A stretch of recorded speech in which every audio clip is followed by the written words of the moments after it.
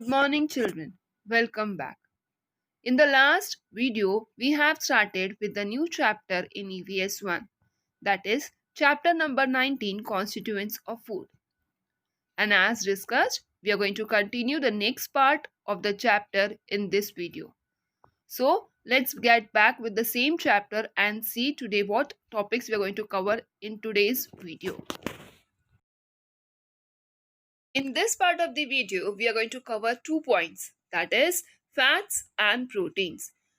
In the last video, we have seen that how food pyramid in that how the quantities are being required by the body with the each constituents that are present in the food. So, we are going to study today fats and proteins are required in what amount in the body. So, let's go to the explanation part. Oil is a fatty substance. You know that mostly all the fried things contains oil. That means these things have been fried in oil. So the content of oil or the fatty substance should be consumed in a small amount so that it should not give rise to obesity. You can see in the slide that a paper that has been dipped in a oil becomes translucent or transparent. Why? Because when it comes in contact with the oil, the fatty substance that is there present in the oil makes the paper translucent or transparent. Paper becoming translucent is a sign of presence of fats in the foodstuffs.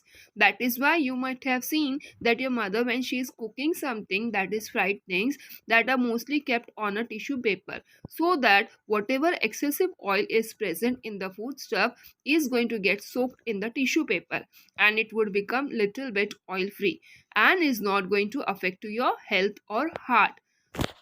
Fats in our food also provide energy to our body. So they give us twice energy as much as to the carbohydrate. But we include a smaller quantity of fats in our diet so that it should not give rise to excessive amount of obesity in the body. And when the obesity increases, the person becomes lazy and is inactive to do any of the activities. So it should be consumed in a right amount, not in the excessive amount.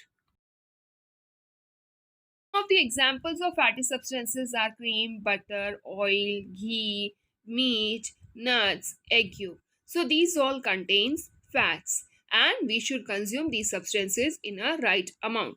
So the fats we get when we eat get stored in our body, and if the food is not available for some time, the body can get energy from the stored fats. That means if you are not eating with the gap of 4 to 5 hours, but still your body is having energy. Why? Because these fats are going to get stored in the body and they become a energy booster whenever the food is not being consumed for a longer period of time, and you may not feel hungry also.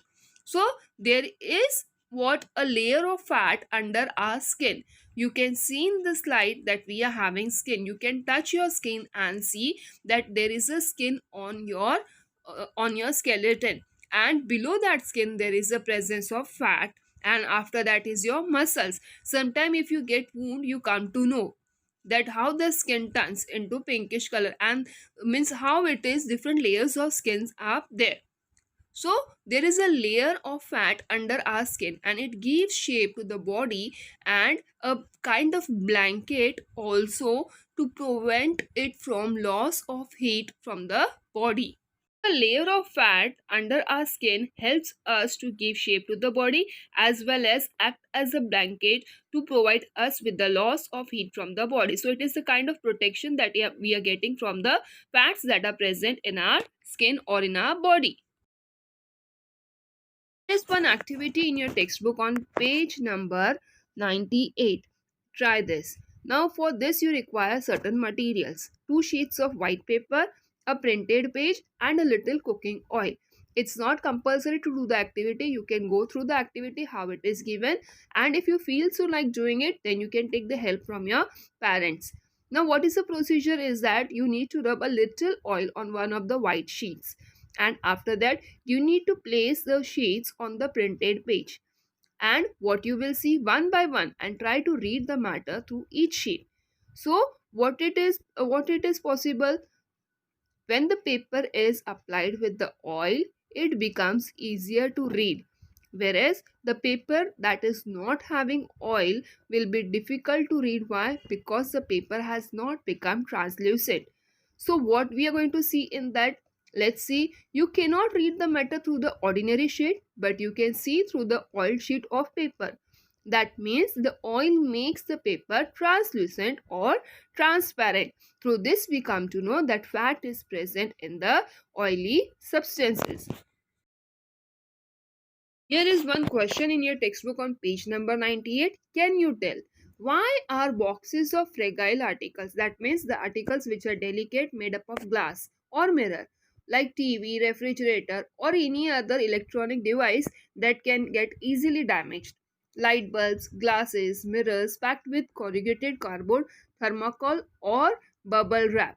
Corrugated cardboard, if you see, it is having lines, so it gives a protection to these articles or these items that have been ordered. Now most of the time you can see that online shopping is the option wherein we get different varieties of things, and mostly now people prefer for online shopping only. So when you order something either from Amazon, Flipkart, Myntra, so whatever you're ordering, you get it in the box covered with a bubble wrap, and it has been safely packed so that the item should not get damaged.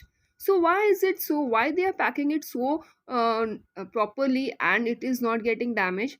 Because the cardboard, thermocol, or bubble wrap protect the fragile articles from getting damaged. Even when the boxes shake, fall, or get hit, the article insides are not damaged. Similarly, the layer of fat in the body protects our internal organs. So this is a kind of protection to our internal organ. That is, so when these fatty substances are present in the body and it is present in the layer of skin in the form of a protection to the internal organs, so whenever any injury can occur, that time from outside it does not cause a much damage to our body. As well as if the injury is little, it is not going to affect our other internal organs in the body. Sometimes you fall down from a bicycle while riding it, so you may not get that much injury, and your body is protected with the layer of skin, that is, with the presence of fats in it. So in the same way, when we are giving protection to the articles by packing it in a proper manner, the skin is having a protection of a layer of fat to protect the body from any of the injuries. Moving on to the next part is proteins. Just as stones and bricks are required for building up blocks, you can see at construction sites, if you might have seen that how bricks are being used, and a mud and cement concrete material is being used to make the walls. So in the same way, these proteins act as a building blocks for our body. It is important that you should consume proteins in your diet so that it gives you energy. The body undergoes wear and tear continuously. That means you do different activities throughout the day, and some may be very difficult, some may be easier, and some may not be that much easier. But why? Your body is having energy to do that, so you can cope up with the activities. Sometimes while doing the activities you get injured also, but after certain period of time, healing and repair of our body goes on, and all of this time without our being aware of it. That means if you get injured, or if you might meet with an accident while riding a bicycle or by any of the activities while playing, so sometimes you let go that injury. Why? Because you know that it is going to get healed. Sometimes you may not understand also that you might have got injury. Why? Because of the proteins that are present in the body, it helps to body to get wear and tear. So proteins are necessary for that purpose, and proteins are required plenty during the growing years of a person's life. That means a child which is in the growing age should have a diet consuming with proteins in that, so that the growth of the body takes place and the child's body is capable to handle each and every injury. So it is very important for the growth of the body in a proper manner. So it is a kind of building block in our body. Proteins are present in different foodstuffs. So they are present in different dals, pulses. You may not like to have that, but it is very important to have these proteins in your diet. Groundnuts, milk, and milk product. Many children may not like to have milk also, but it is very important again.